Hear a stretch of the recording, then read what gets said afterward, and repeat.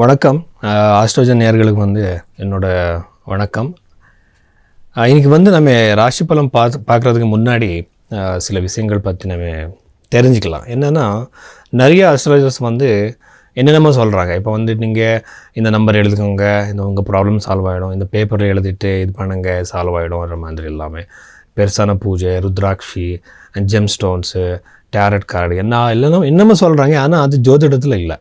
So நீங்கள் இங்கே புரஹத் பராசர ஓர சாஸ்திரம் அந்த புத்தகத்தில் இருக்கிற விஷயங்களை நீங்கள் பார்த்தா அங்கே வெறும் உங்களுக்கு மந்திர ஜபம், தானம் அது மட்டும்தான் இருக்குது. ஸோ இப்படி நாம் பார்க்கணும்.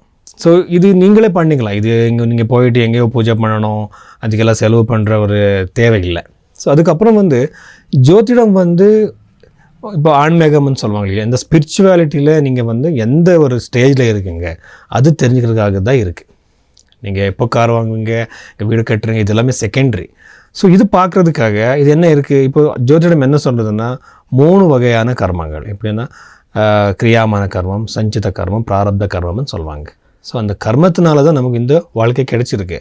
இந்த வாழ்க்கையில் அது எல்லாமே நம்ம சேஞ்ச் பண்ண முடியாது. அந்த கொஞ்சம் தான் கண்ட்ரோல் இருக்குது நம்மளோட கர்மத்தினால.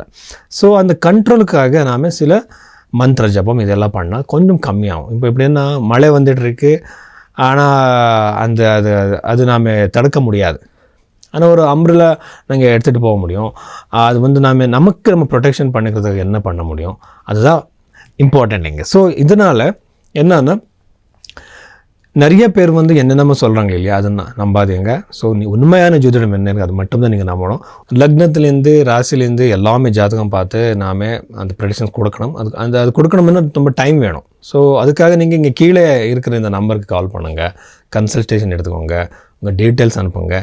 நான் டீட்டெயிலாக பார்த்து உங்களுக்கு நான் ப்ரெடிக்ஷன் கொடுக்குறேன். சரி, இப்போ நாம் ராசி பலம் பற்றி பார்க்கலாம்.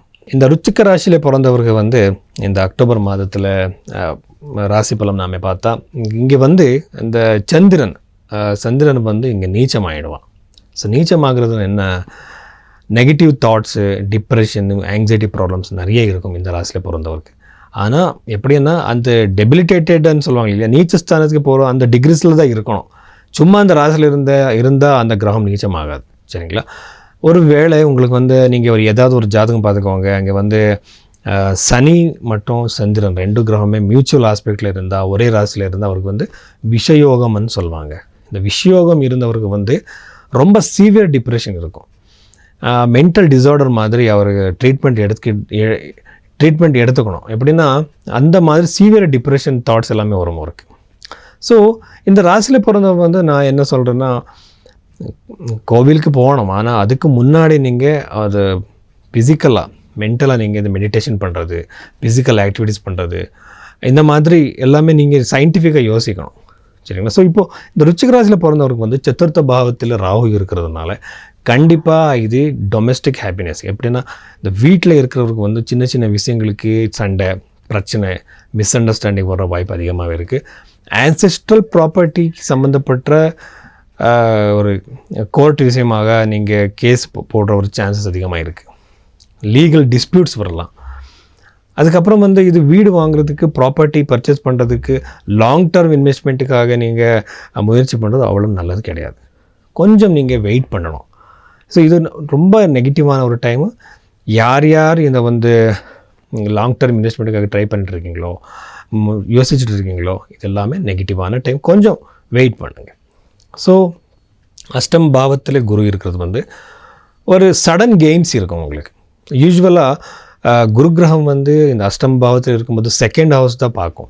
ஸோ அது பார்த்ததுக்கப்புறம் யாருக்கு ஃபைனான்ஷியல் பிரச்சனை இருக்கோ அவருக்கு ஒரு செகண்டரி இன்கம் க்ரியேட் ஆகலாம், சான்சஸ் இருக்குது. அன்எக்ஸ்பெக்டடாக பணம் வரலாம், சான்சஸ் இருக்குது. ரெண்டாவது இன்னொரு விஷயம் என்னென்னா, சரி நிறைய பேர் பணம் கொடுத்துருப்பாங்க, ஆனால் அது அந்த டைமில் வரலாம். ஸோ நிறைய இதுக்கு சான்சஸ் இருக்குது.